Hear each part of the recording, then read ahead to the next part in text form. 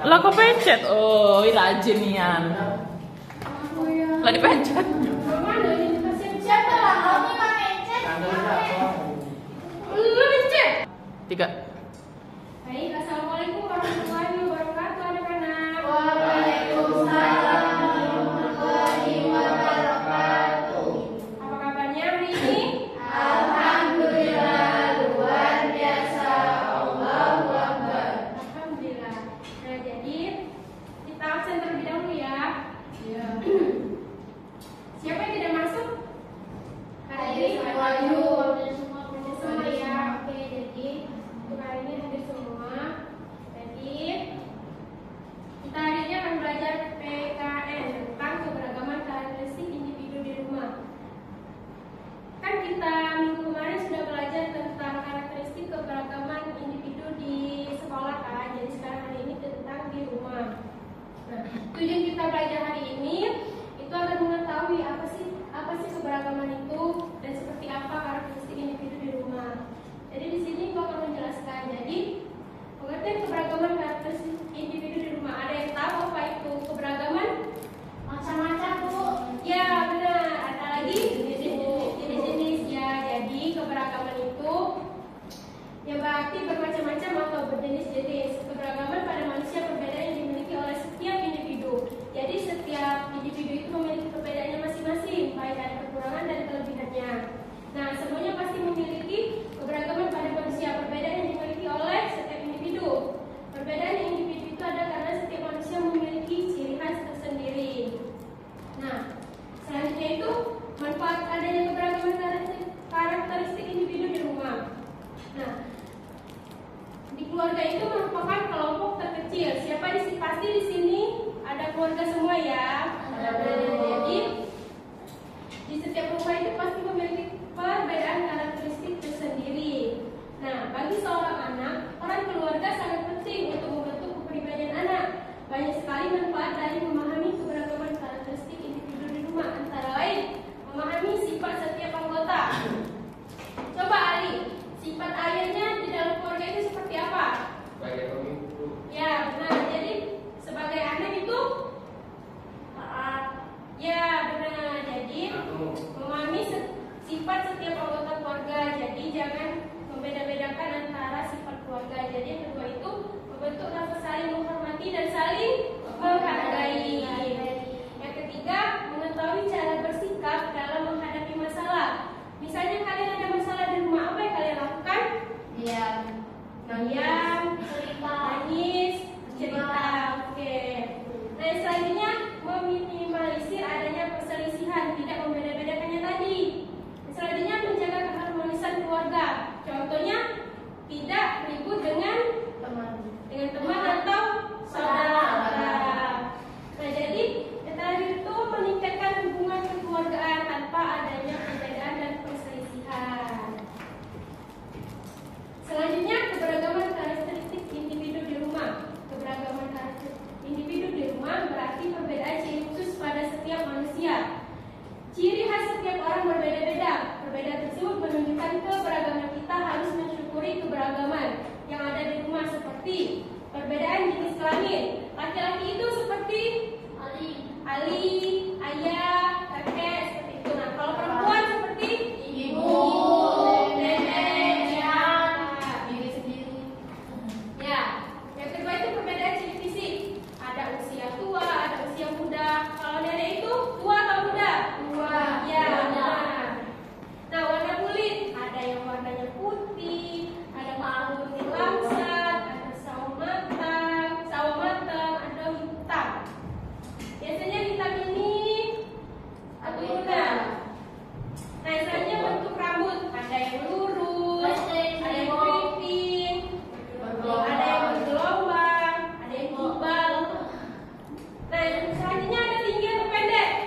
Pasti di rumah itu ada yang tinggi, ada yang pendek. Sesuai keturunan. Jadi yang terakhir itu berat badan. Ada yang kurus dan ada yang Gendut. Ya. Nah, selanjutnya perbedaan keberagaman kegemaran dan keragaman sifat. Di rumah kan pasti memiliki keberagamannya tersendiri. Nah, contohnya misal si Ali ini hobinya berkebun. Ayah ini hobinya Masak. Ayah hobi baca koran.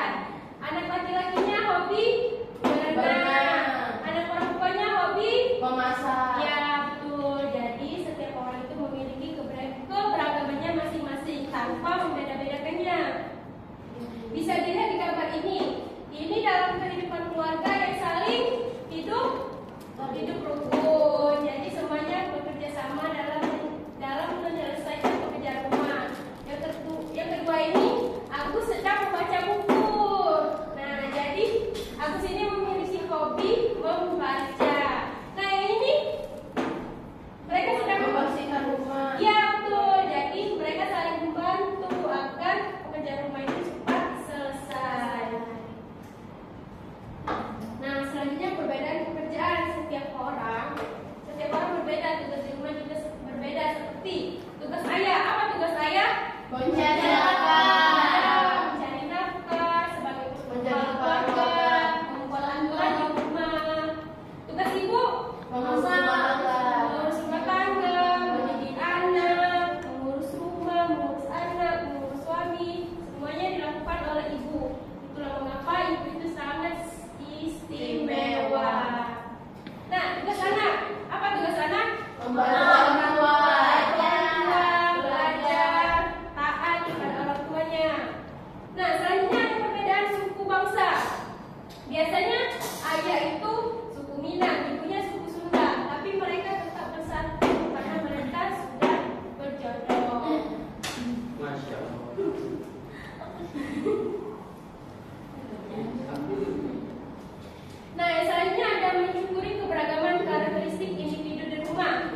Nah, contohnya seperti keluarga ini, hidupnya rukun, aman, dan damai.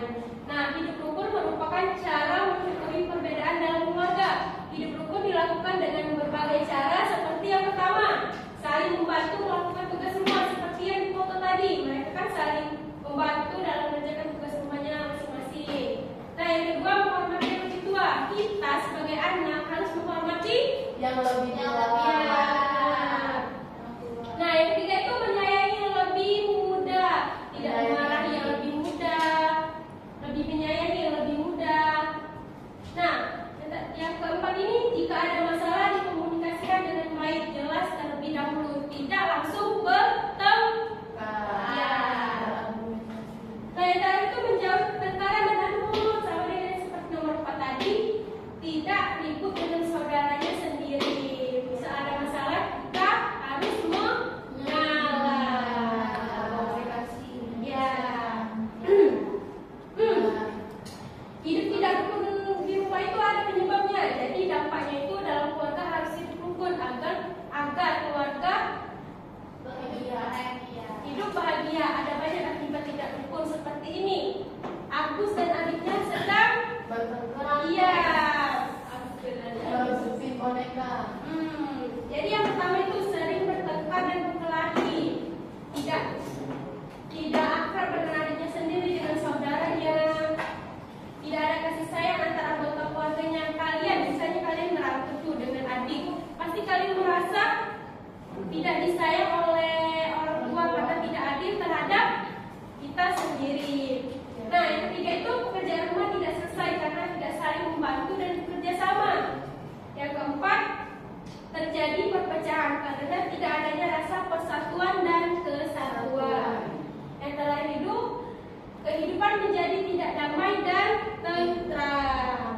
Jadi jauhin sifat yang selalu berkelahi atau bertengkar. Nah, yang kedua itu kita belajar tentang bentuk kerjasama dalam keberagaman di rumah. Ada yang tahu apa itu kerjasama? Kerja bersama-sama untuk Memperbedaan pekerjaan. Ya, jadi dengan mencapai tujuan bersama dengan mudah. Tujuan dari adanya kerjasama ini ialah mampu meringankan pekerjaan, menumbuhkan rasa persaudaraan, serta bisa mempercepat selesainya pekerjaan yang telah kita lakukan sebelumnya. Kerjasama yang dilakukan di dalam rumah hendaknya bisa melibatkan seluruh anggota yang ada. Nah, bentuk kerjasama dalam keberagaman di rumah itu ada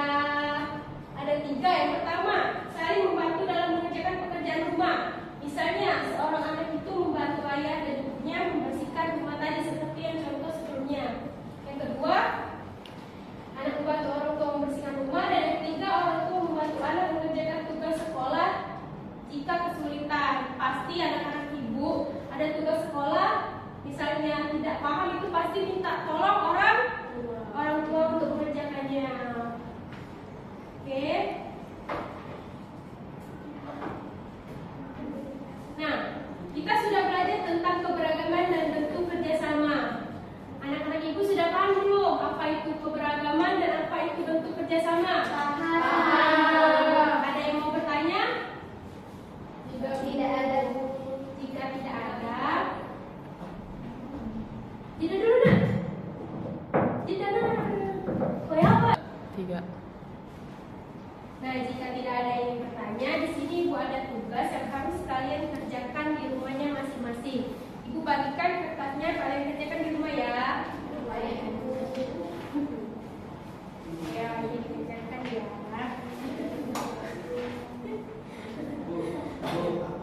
Bentar. Nanti Alin lihat yang punya Dinda ya. Zakia lihat yang punya Lisa. Nah, mungkin untuk pertemuan kita pada pagi hari ini cukup sampai di sini. Jika anak-anak sudah paham,